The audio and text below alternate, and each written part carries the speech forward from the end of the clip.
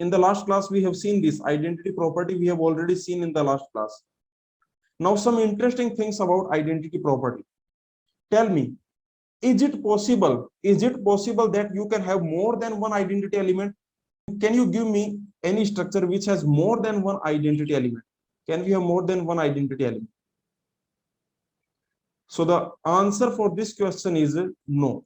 The answer is clearly no. Why this is no?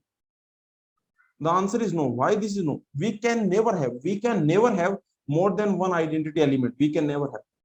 And the proof is extremely simple. See, the proofs, let me tell you, in group theory, every proof will only apply the definition. This is the interesting thing about group theory. So let me tell you that, okay, in group theory, whenever you want to prove something, just apply the definition. This is the benefit of group theory. Okay, in group theory, for GATE exam point of view, in group theory, for any proof, if you want to do any proof, for any proof, just apply definition.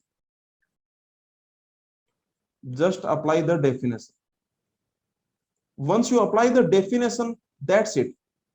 Only apply the definition. If you apply the definition, that's it. Okay, now let's see, can we have more than one identity element? Now just apply the definition of identity element. First of all, let's assume you have more than one identity element. Okay, let's assume that E, F are two identity elements, E, F, and these are two identity elements. So E is identity element, F is identity element. Because E is identity element, so what should happen? What should happen when I do this? If E is identity, just apply the definition of E is identity element. So what should happen? Array E is the identity element. So what should happen? E hash F. What should happen? This should be F, right? Because E is the identity element.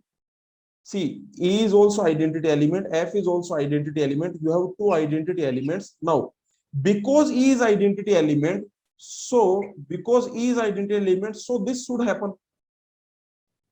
Correct? And because F is identity element, so what should happen here? Because F is identity element, so what should happen? Because F is identity element, so what should happen? This should be E.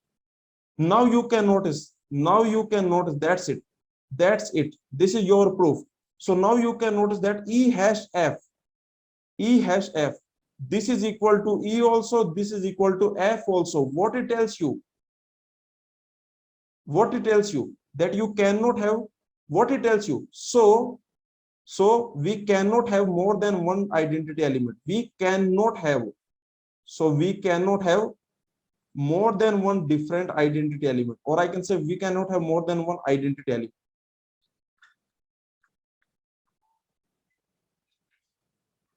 Okay, is this clear? Because both will be basically, if you cannot have different identity elements, you cannot have more than one identity element. Okay, is it clear?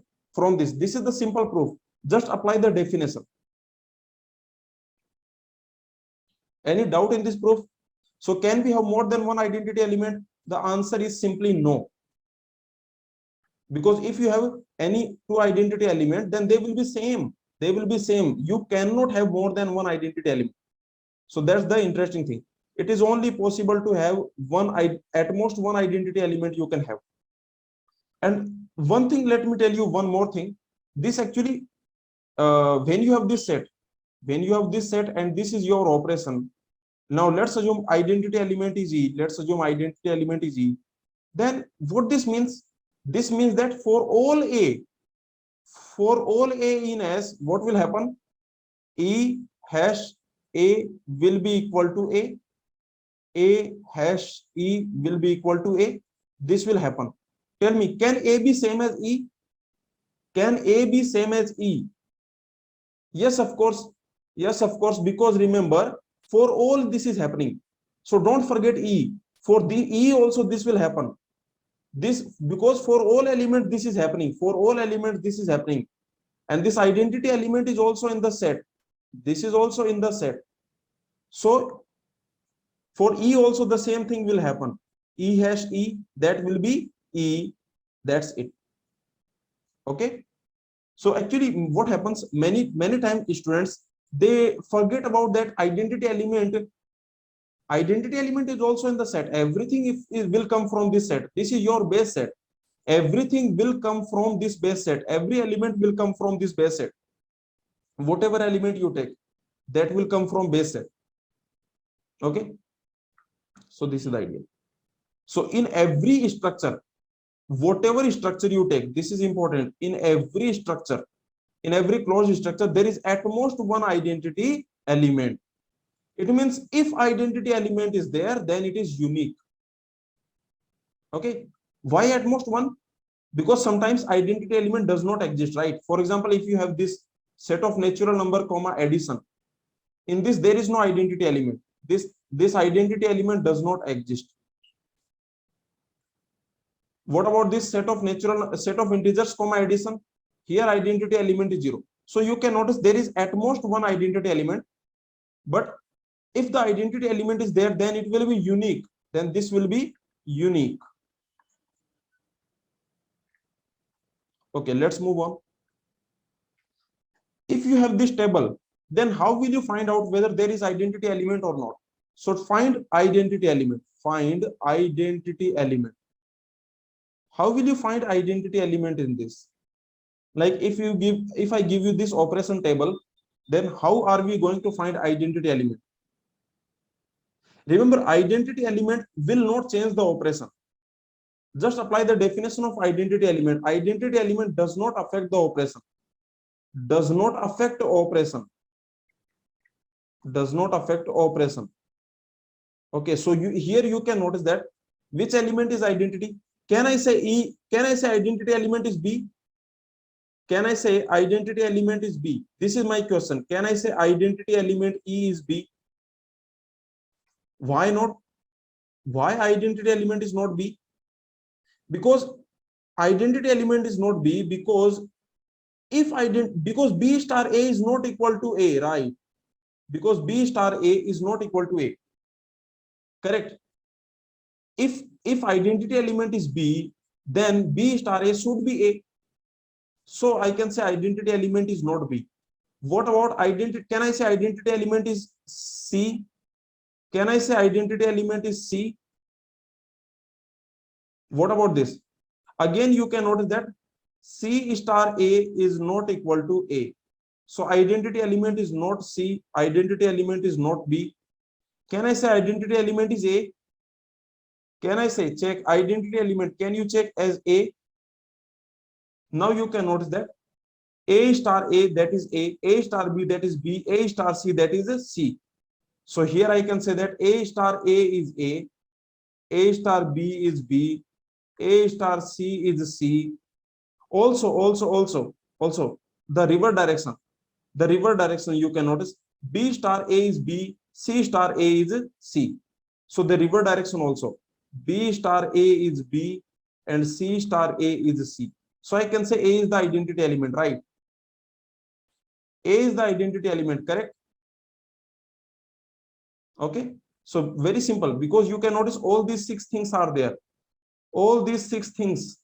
A star A is equal to A star B is equal to B, A star C equal to C, B star A equal to B, C star A equal to C. So yes, A is the identity element. Actually, if you notice, can you make one observation? This is just a question. Let's make this observation about identity element in operation table. In operation table, what this E will look like? See, very simple observation you can make. This is your operation table. Okay, this is the operation table. In this operation table, let's assume you have A, B, C, okay, D, E. Let's assume. Okay, so this E is the identity element. Let us assume that this E is the identity element. Let's assume. Okay, let me assume this is the E is the identity element. Okay. Now what will happen? A, B, C, D, E. Now see what will happen to the in the column of E. What will be this column? Just think about it. Because E is the identity element, so what will be A star E? Can anyone tell me? Because E is the identity element. So A star E, that will be A. B star E, that will be B. C star E, that will be C. D star E, that will be D. E star E, that will be E. So can you notice the column of E is same as this? The column of E is same as this. And what about row of E? What will be the row of E? What can you say about row of E? Because E is the identity element, so E star A will be A, E star B will be B, E star C will be C, E star D will be D. So the row of E, that is also A, B, C, D, E. If you notice this row of E, that is same as this row. Okay, so row of identity element is the same as this row, this header. I can say this is the header. Let's call it header. So the row of identity element is same as header, and the column of identity element is also same as header. Okay, so this is the idea, this is the observation. Because this is the property of identity element. Just apply the property of identity element. If you have identity element E, then what will happen? What will happen when you do D star E? Then it will be D. What will happen if you do F star E? Then that will be F. What will happen if you do A star E? That will be A. Similarly, because E is the identity element, so what will happen when you do E star D? That will be D. When you do E star G, then that will be G. E star A, that will be E star A, that will be A.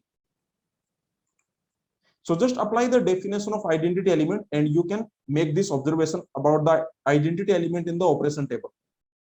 Is there any identity element? If A is the identity element, then what should happen? Then this row should be same as this row. If A is the identity element, then this row should be same as this row. So A is not identity element. If B is the identity element, then this row should be same as this row. So B is not identity element. If C is the identity element, then this row should be same as this row. So C is not the identity element. So remember, C is not the identity element and A is also not the identity element. So there is no identity element.